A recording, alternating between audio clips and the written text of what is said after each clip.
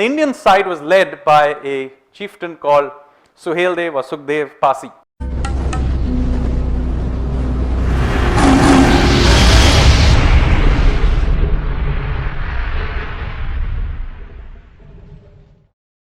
Now you've all heard of Mahmud Ghazni and how he invaded India 17 times over 25 years.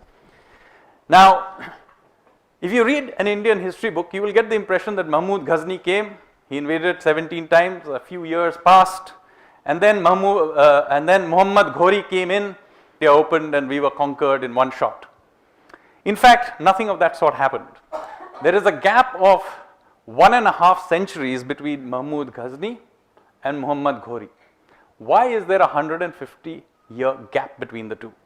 And the reason for that is that in 1033 AD, a very large Turkish army charged down from Afghanistan across the plains, across into the Gangetic plains, and was met by a much smaller army led by a bunch of local chieftains from that area near what is now. The Indian side was led by a chieftain called Suheldev or Sukhdev Pasi. The Indian side was led by a chieftain called Suheldev or Sukhdev Pasi.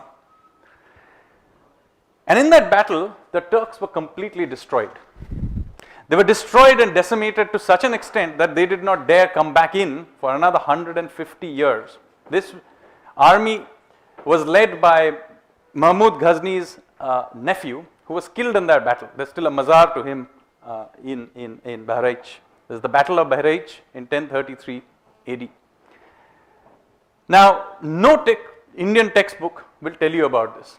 The only people who remember about this are the caste from which Suheldev Pasi came from, the Pasis themselves. But other than that, pretty much nobody else remembers this.